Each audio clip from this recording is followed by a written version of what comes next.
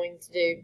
We should have time to, I would like to have time to at least get our data collected, although I will admit I've got one thing I've still got to do for that, but I think we'll be able to do it. Here, I'm not sure of the accuracy of this. I just was looking stuff up. And here we have the annual per capita cheese consumptions in pounds per person per year. So in 1995, the average person in the U.S. consumed 29.2 pounds of cheese throughout the year. And as you can see, our cheese consumption has been increasing over the past 25 years. And this is per person, so it wouldn't have anything to do with population. It would just be that we are eating more cheese. Because we like it, I guess. It's delicious. All right, so the annual U.S. Per capita is shown here. List A says, let the year 1995 be represented by x equals 0.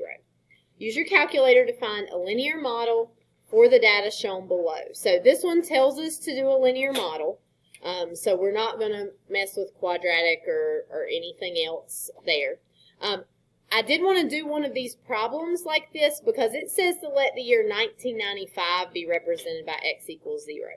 What happens if you put in 1995, 2000, 2005, 2010 is, number one, you're going to get some like really big numbers as your y-intercept that will kind of be like, if you put it in as 1995, the y-intercept is our cheese consumption in the year 0, which is not very smart to go that far out, right, for that. So a lot of times the problem will tell you to let that first year on the table be 0, and then you use everything else off of that. So before we even start typing things in, let's write down what our values are going to need to be for this. So we're going to let this be x equals 0. What would 2000 be? It's not 1. It is 5, because this would be 5 years later, right? What would 2005 be? 10. And then thankfully these are going up by equal increments, right? So then we'd have 15, we would have 20, and we would have 25. All right, so instead of typing in the year, we're going to type in 0, 5, 10, 15, 20, 25. Sometimes on these calculators it also won't do the calculations if the numbers get too big. I think it probably would do this one, but you need to see one where it asks you to do this. So let's go to Stat, Edit. We are going to enter our data here. You might have stuff in there from yesterday. In fact, you probably do. You can clear that stuff out either by deleting or by going up to the top and hitting Clear and Enter. And we're going to just enter.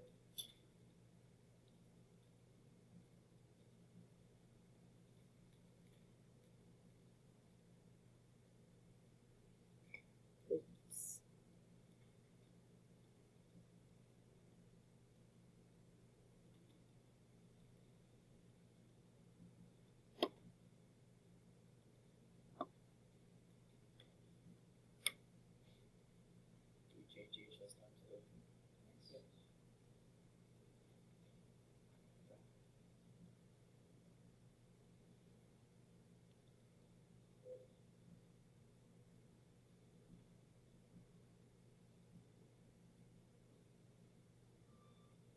All right.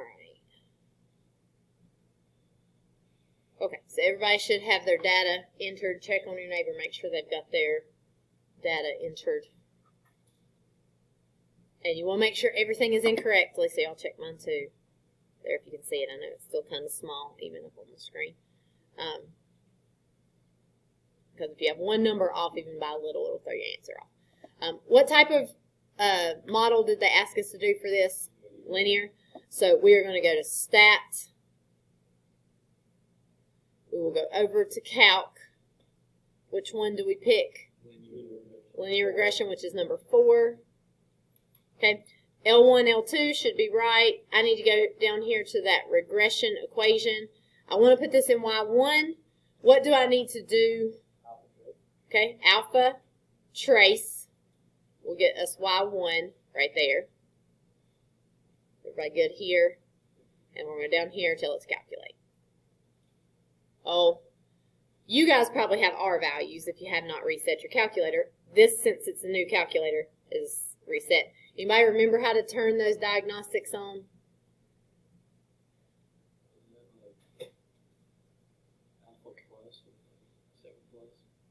It is second 0, which is your catalog. The catalog has everything you could possibly do in it. And then I want to go down to diagnostic on, which you guys don't really have to do, but I need to here. Diagnostic on, hit enter, done. Okay, so let's test. Tell me what buttons to push to do my regression now.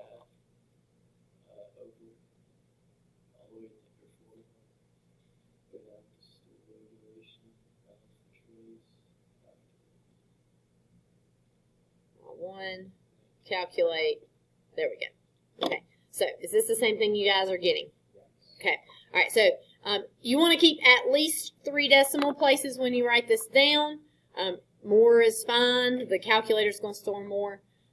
So we are going to get y equals 0.373. If we round that to 3 places, x plus 29.876.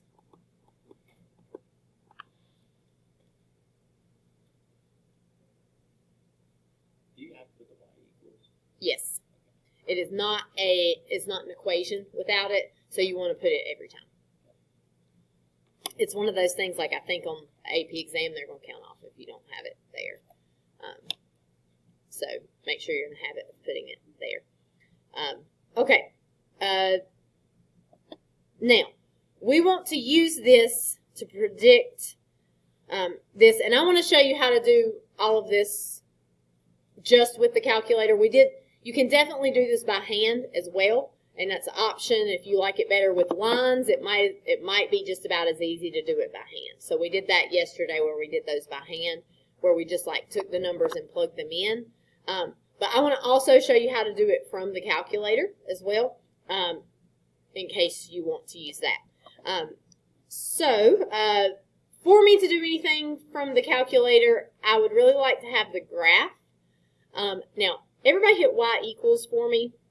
Mine just has that line that we just put in. You guys might have some stuff left over from yesterday. Do you guys have a y2 and y3? If you do, go down to your y2 and clear that out. So go down there and hit clear and clear out the other stuff from yesterday because you do not need it if there's anything else there. Also, my plot is not on. See how it says plot 1, 2, and 3 up here at the top? My plot is not on. Do you guys have a highlighted plot 1? Okay, so some of you may, some of you do not.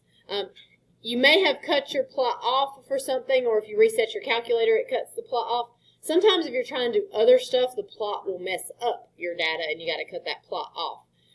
So we need to cut the plot on if it's not on already. Anybody remember how to do that? Okay. Not second enter. You can go up here, and it may be an easier way. So if you go up here and highlight plot 1 and hit enter, and then go back down, it will turn it on. And then same thing if you want to turn it off, you can do that. Your other option is you can press second y equals and see the plot right here. This is helpful if you're wanting to change any of your settings. We don't normally need to change those, so it's fine. So what you should see in y equals is you should see your plot 1 should be highlighted, and then you should have the line that we just found. Everybody got that? Okay, and the good thing about this stuff is it will graph it well for us because we can just do zoom stat for this. So we're going to press zoom and then number 9, which is stat. So everybody get their graph. So zoom and 9 is our zoom stat. And we can see our line. And this looks pretty good. It also looks linear. It doesn't look like we should have used a quadratic or a cubic or anything there.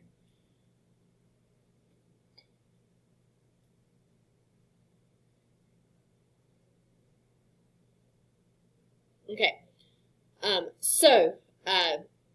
There are basically two types of prediction questions that you're going to be asked. You'll be asked sometimes prediction questions where you need to plug in for the X value, and sometimes prediction questions where you need to plug in for the Y value. So this first one, use the model from Part A to predict what the annual U.S. per capita total cheese consumption was for the year 2013. Is that a plug in the X value or a plug in the Y value problem? X, because year up here in our table was our X, right? But we didn't use 1995, 2000, 2005. We used 0, 5, 10, 15, 20, 25. What's 2013 going to be? Okay, it's going to be 18, right? We just do 2013 minus 1995. It's going to give us 18, or you can kind of see it's between here, so it's going to be 18. So we need to plug 18 in. One option is just do it by hand. Do 0.373 times 18 plus 29.876. But just because I want you to have lots of options, let's look at a couple other ways. From the graph, if I want to just find a value that goes with a certain X value, like if I want to plug in an X, I'm going to press graph to get the graph. We've already done that. We've got our graph, right? We're going to press second trace to get to the calc menu. That's where you go for everything on the graph. And then we're going to pick number 1, which is value. Okay? You're going to plug in an X value. It's going to give you out the Y value here. So we went second trace. Number 1 is value. And we are going to type in 18 and hit enter. Okay? And when we do that, what we have found here, whenever we did X equals 18, we got 36.582 pounds of cheese. That's a lot of cheese. If you really think about all that cheese being like it, eating it one time, that would be a lot of cheese. Yeah. Cheese is delicious. Okay. So, your other option. Oh, I've messed up over here. That right there should not be an exclamation point. That should be a 1 right there. I don't know why I did that. Just a typo. So I'll make that a subscript. Okay.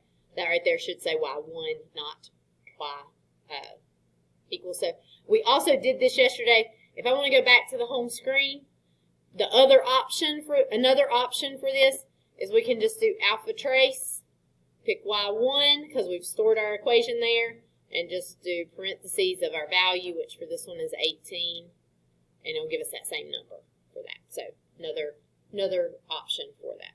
Besides just plugging it in by hand, which is still not a very hard option either. So just giving you several options of things to do for this.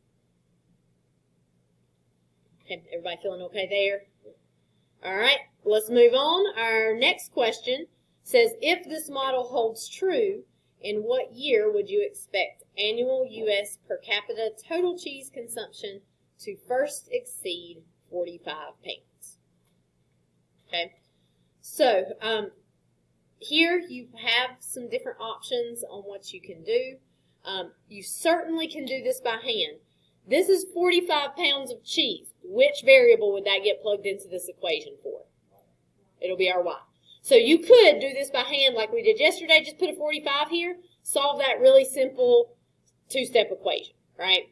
So that is, in some ways, I think that might even be easier because you don't have to remember how to do anything on the calculator. But if we have a quadratic or if we have something really hard to solve, maybe we might need to use this other option. From our graph, first of all, if I go back to my graph right here, I just set this to be, I did zoom stat, right? Which the highest number for zoom stat was 39.4. So probably this does not go up to 45, right? So the first thing I might need to do for this, because I'm looking at when cheese consumption makes it up to 45, which is outside of the window that I'm looking at, I might need to zoom out a little bit on this graph. So if we want to zoom out, we're going to go to zoom right here, And number 3 is zoom out. It's going to look the exact same. It has not zoomed out yet. Right there in the middle of the graph, there is this little, you guys see that little cross that's blinking right there, that little tiny cursor in the middle? That is the center of where you're zooming out or in. So you can move it if you want to see more of the right side or more of the left side. In this case, we just want to leave it right there in the middle. And we're going to hit enter, and it will actually zoom out. For that. There could be other times where you need to zoom in. It's a similar process. You got to hit enter one more time to get that to happen. So zooming out is probably going to make it where the 45 will show up. Sometimes you might need to even mess with your window, but usually a zoom out will work for that. Make sure your regression equation is entered in Y1. So we're going to hit Y equals. There is our regression equation in Y1. We want to leave it there. Enter the Y value that you would enter into the equation into Y2. So 45 is what we're trying to plug in for the Y, right? So we're going to put it in Y2. You guys did this probably all the time on Desmos, like when you were solving equations when you're cheating with Desmos, right? You could put the left side in Y1 and the right side in Y2 and just see where they cross. This is the same thing. We're just using the calculator for it instead of using Desmos. I don't know why I put 42. Should be 45. Okay. Does that look okay? Okay. You're going to press graph right there. We already adjusted our window, so we should be able to see them crossing. Everybody got it? If we had not zoomed out, if we were still at zoom 9, let me just show you what it looked like. If we were at zoom 9, right here, it would look like it didn't graph that line. But usually, especially if you're making a prediction outside of the data that you have, you just need to zoom out there. So let me zoom back out to where we're at. So on Desmos, it's a lot easier because you just have to figure out where that point is, and you just click on it and point at it, right? But it's the same thing here, which is a little harder to get to. So we're going to go to the second trace menu, to that calc menu. So that's here. Second trace to get to the calc menu. That's where we go for everything. Which one are we going to pick? Not value this time. Number 5. We want to see where these cross. So we're going to go to intersect. So we'll pick intersect. And then it's going to say first curve, and the dot's going to be down here on this line. You're going to hit enter. It's going to say second curve, and it's going to jump up to the other line. You're going to hit enter. As long as you only have 2 equations in, it's going to do that right every time. Just hit enter, enter. And then if it crosses more than once, it's going to be important to go over here and do the guess. This one only crosses once, so if we just went ahead and hit enter, it would work. But we'll go over here close to it, and it is going to find the intersection for us. And we are getting, for this, we're getting x equals 40.593 whenever y equals 45, which that's pounds of cheese, right? Now, the question says in what year. It does not want us to answer this with 40.593. Right, it wants us to tell us the calendar year where this is happening. What do I need to do to change that into a calendar year?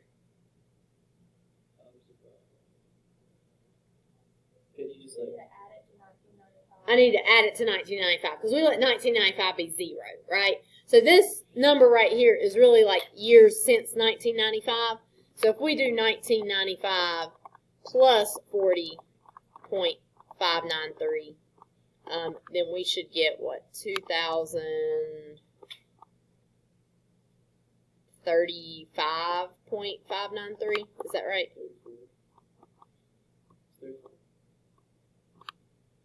So it'll be during 2035 for that.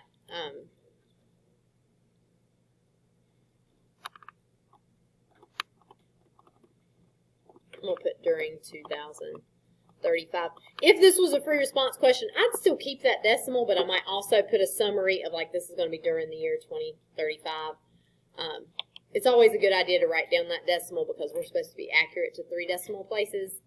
They may or may not. I'm not sure. This says in what year.